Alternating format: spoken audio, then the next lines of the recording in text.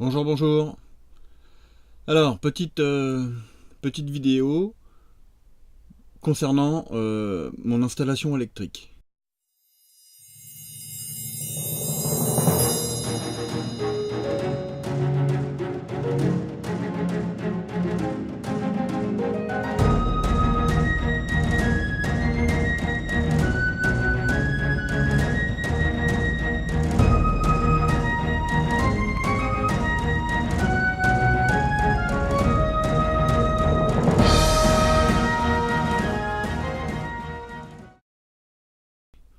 Donc, je vais pas vous montrer comme ça parce que ça va pas être pratique. Donc, en fait, je vous ai réalisé un petit schéma animé en voix off, en commentaire. Comme ça, j'ai pu prendre le temps, pardon, j'ai pu prendre le temps de vous donner les explications qui vont bien. Et puis voilà. Alors, euh, c'est une installation un peu particulière. J'espère qu'elle servira à d'autres parce que en fait, je multiplie les sources potentielles d'énergie, que ce soit les panneaux solaires, que ce soit du 220, quoi d'autre, dans la façon de distribuer ou d'utiliser. Donc voilà, donc vous comprendrez un petit peu plus avec le schéma.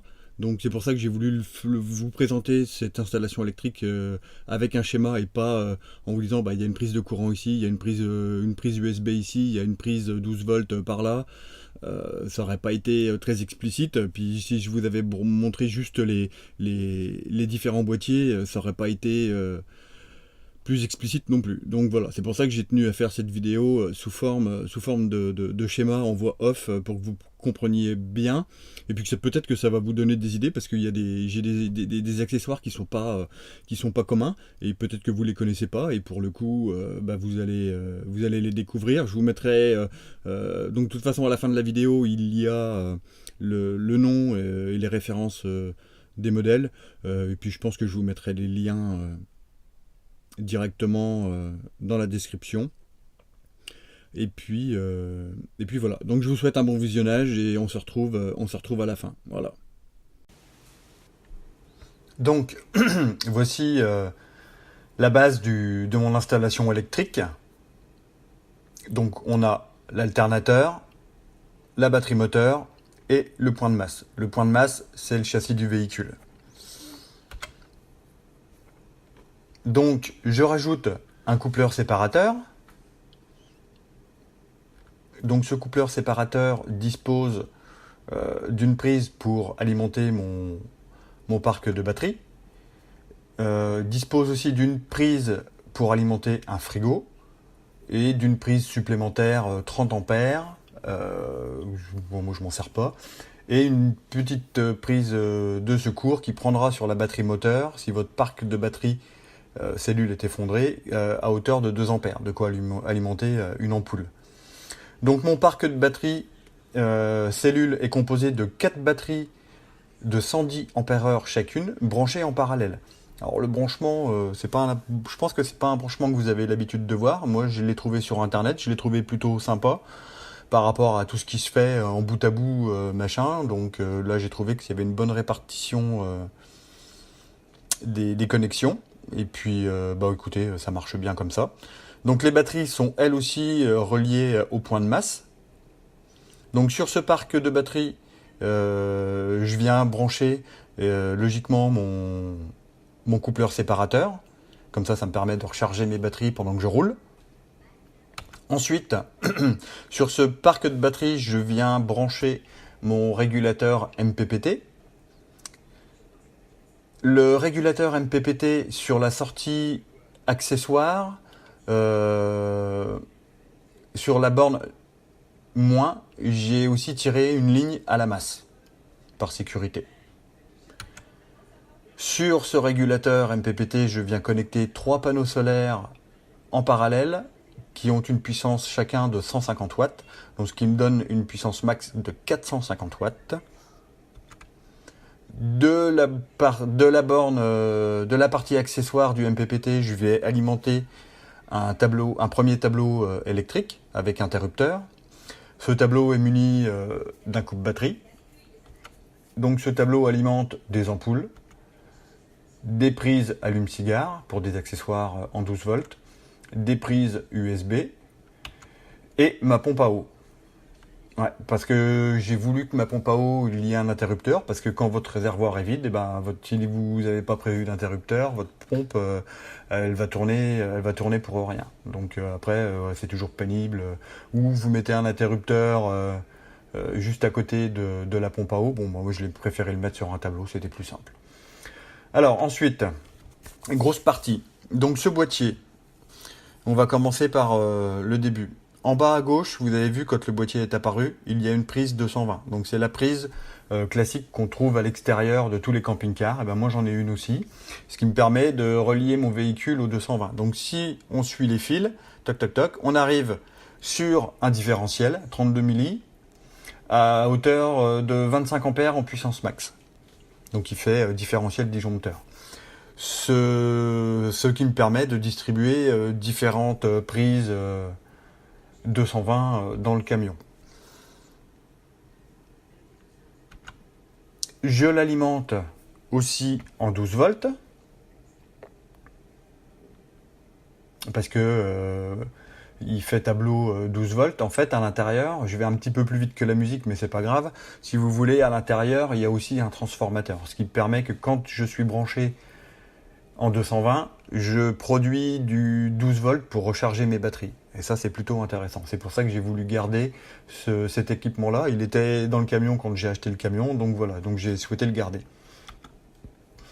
Un convertisseur pur sinus 1500 watts, 3000 watts, que je viens brancher sur un disjoncteur, et ce disjoncteur est relié au différentiel. Alors pourquoi je fais ça? Alors je fais ça parce que si j'utilise la prise extérieure de ce boîtier, je voudrais pas qu'il y ait du 220 qui revienne sur mon convertisseur, ce qu'on appelle un retour de courant. Donc j'ai mis ce disjoncteur là. Quand je me sers de la prise extérieure, je coupe le disjoncteur, comme ça je protège mon convertisseur. Et quand je me sers du convertisseur, je mets en marche le disjoncteur et comme ça je produis et j'ai pas eu à faire 50 installations électriques.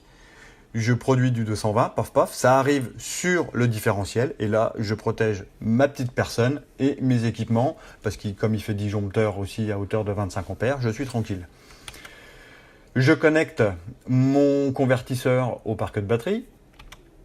Je tire une ligne 12 volts directement des batteries au boîtier 12-220. Alors pourquoi je fais ça? Eh ben, je vous l'ai dit juste avant, parce que quand je produis du 220, enfin quand je gère mon 220 avec ce boîtier-là, lui il produit du 12 volts pour recharger mes batteries. Donc c'est pour ça que j'ai tiré cette ligne en direct et muni aussi d'un coupe-batterie. Alors à quoi ça me sert? Ça me sert que par exemple si j'utilise mon convertisseur avec je sais pas par exemple un mini four, donc je vais consommer je sais pas peut-être 15 ampères, et sur ces 15 ampères que je tire de mes batteries, le boîtier il me produit 10 ampères pour recharger mes batteries. Donc au final, j'ai une consommation de 5 ampères. Ensuite, de ce boîtier, je distribue, je vous l'ai dit, deux lumières.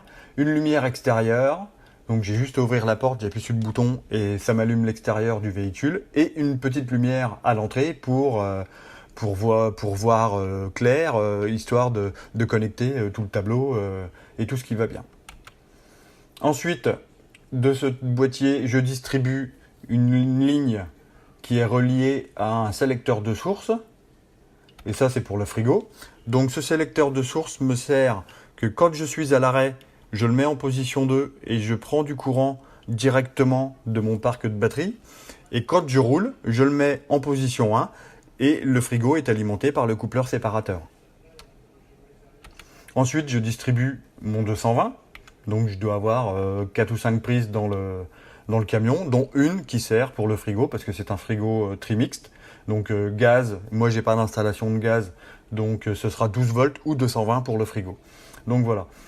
Ensuite, pour les caractéristiques, j'ai utilisé du câble 16 mm² bipolaire des panneaux solaires au MPPT. J'ai utilisé du 16 mm² bipolaire du MPPT aux batteries. Donc pourquoi du bipolaire? Alors qu'est-ce que c'est le bipolaire? Alors le bipolaire, c'est en fait c'est quand vous avez les deux câbles dans une seule gaine. Donc du coup j'ai fait qu'un seul trou dans le toit du camion. Et pourquoi du 16 mm? Parce que j'ai l'intention d'optimiser mon installation de panneaux solaires l'année prochaine. Donc j'ai préféré voir un peu plus gros et être tranquille. J'ai utilisé du 6 mm du MPPT au tableau de distribution et des tableaux de distribution aux terminaisons, donc c'est-à-dire aux prises USB, aux prises allume-cigare, aux lumières, à ce que vous voulez, aux prises, même aux prises de courant. J'ai utilisé du 2,5 carré, classique, ce qu'on retrouve dans une habitation somme toute normale.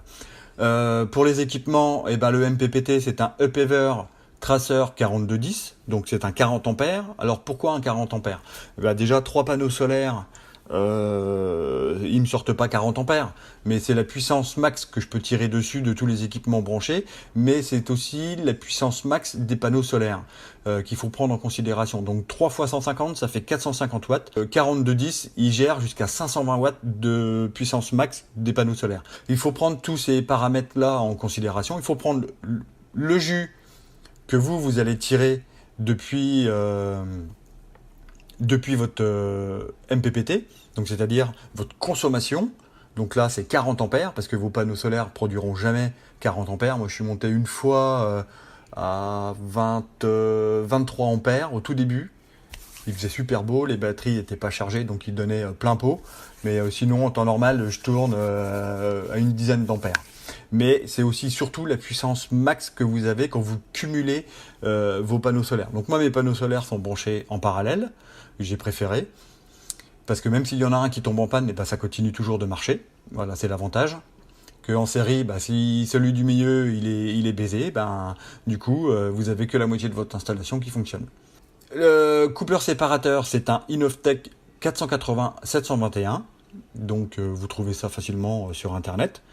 Le boîtier 12-220 volts qui était dans le camion quand je l'ai acheté, c'est un Sheber BIP 30.6500.00. Donc là c'est pareil, hein, on trouve ce qu'il faut sur internet. Bah, coupe batterie, c'est du coupe batterie. Le sélecteur de source, en fait, je l'ai remplacé pour le frigo, je l'ai remplacé par un interrupteur on-off-on, ça coûtait moins cher et il fait le même boulot parce que je m'en sers que pour le frigo. Et en termes de puissance, bah, j'ai besoin de à peine 10 ampères pour le frigo. Ça doit être 8,5 je crois, un truc comme ça. Et le convertisseur 12-220 pur sinus qui fait 1500 watts à puissance max en crête 3000 watts qu'on le retrouve sur Amazon comme d'habitude, c'est le modèle le plus vendu, hein. Donc il fonctionne bien, il n'y a pas de souci avec la petite télécommande déportée et puis voilà.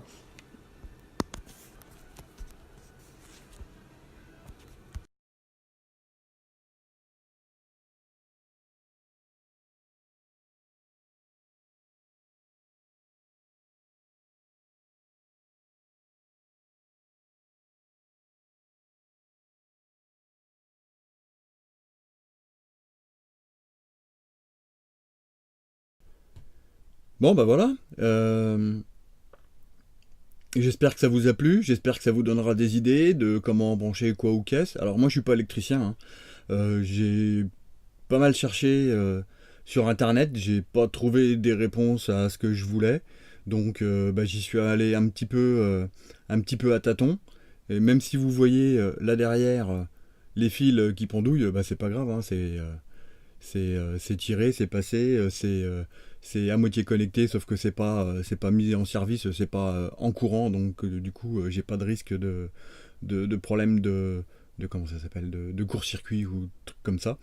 Donc ouais, donc je vous disais, j'ai pas mal cherché par rapport à ce que je voulais faire en installation, j'ai pas trouvé tout ce que je voulais en renseignement, donc bah, du coup je me suis débrouillé un petit peu tout seul. Bon, apparemment ça fonctionne, hein, je sais pas, le camion il a pas pris feu, ça fait pas d'étincelles, tout va bien dans le meilleur des cas, donc c'est plutôt positif. Donc voilà, donc je vous la souhaite bonne, je vous dis à plus tard dans le camping-car. Ciao.